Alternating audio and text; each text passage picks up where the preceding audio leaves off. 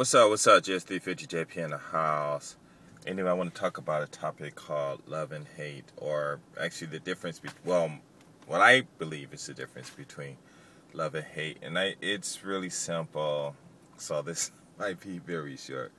But I think the difference between love and hate is love doesn't have to be monitored, and hate does.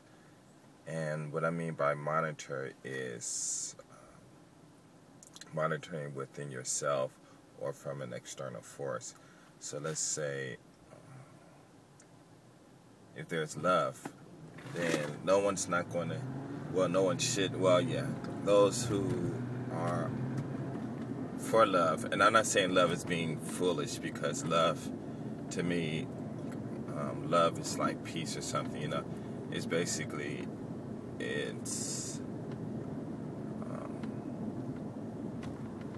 if love sees things that's not love, love will destroy that which is not love and create love. Okay, and I think hate does the same thing, but eventually, let me go back. So anyway, that's what I believe, that love will destroy that which isn't love and replace it with love. And love does not, love is always on the positive side. As far as what I mean is, it's a continuous growth. So in other words, it will never eat itself or destroy itself. And as far as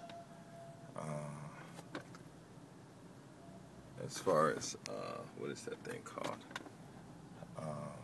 Hate does the same thing. Hate sees things when it's not hate, it destroys it and replaces it with hate. But the whole thing about hate, though, is that once it destroys everything, that everything is hate, it'll keep destroying it, and eventually, after everything is destroyed, then it'll destroy itself. So that's what I believe, and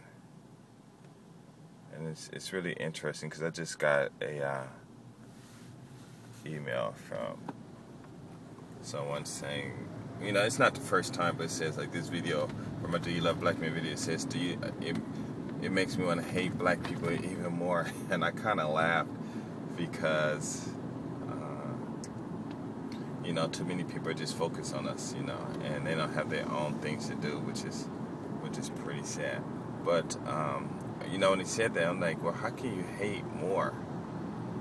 How can you actually hate more? Because all it does is, like I said, it just destroys everything that's not hate, and eventually it'll destroy yourself. If you hate, and people notice that, because the average normal person usually don't want to be usually doesn't want to be with anyone that hates, because what the hate does, like I said, it destroys everything, and eventually it's gonna latch out. I forget my English. But anyway, it's gonna attack those that person loved, because hate doesn't. How can I say that? Hate cannot exist where love is, and love can't exist where there's hate. And if a person says that, now I know this sounds stupid though, but it's okay, I just want to say it anyway.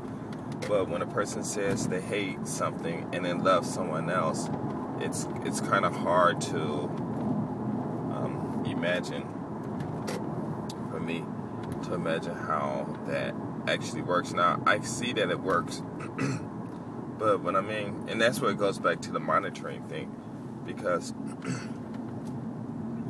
when you hate, there's a reason that you have to hate, and it might be to maintain a certain status, to maintain a certain attitude, or things like that. But it's always something that needs to be maintained for that hate to even exist. And whatever it is that you're maintaining, then more than likely it's not going to be nothing that's what can I say? That's, in other words, it's going to be limited to a very few people, and that's all. And you can instill this in their mind, but the only way to keep it going is, like I said, it has to be monitored. It always has to be reinforced.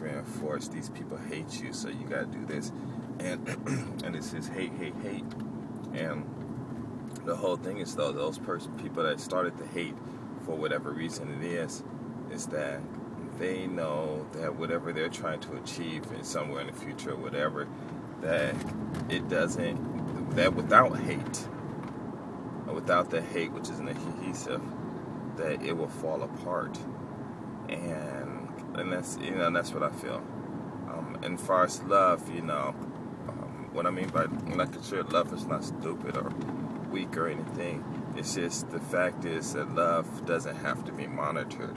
No one doesn't have to say, well, love this and love that, and have to keep reminding people that you gotta love,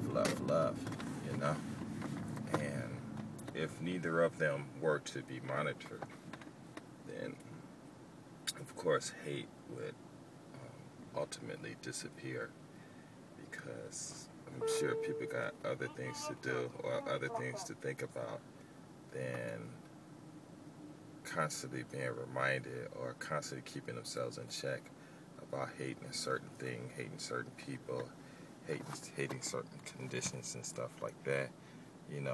And what I mean by hating those conditions, I mean to keep your mind or your heart or whatever, your mentality focused on this subject. And when you keep focus on a subject, you focus on it to hate it, and because some people they'll forget, and things will change. I mean, it's like because it's like you get these young people nowadays in these time and days, and everyone is bored and they don't really have anything to do, and when they do something, it's not even what they think it is or whatever it is, and then the whole thing is that a lot of people don't understand is that this hate also is, well, not everyone, but this hate is also monitored in them, and they have to hate certain things also, and it's just really, it's really interesting, but I'm just curious, what are your definitions on the difference between love and hate? And again, I want to say that love is something that doesn't have to be monitored, and hate does. Okay, I'm out. Peace.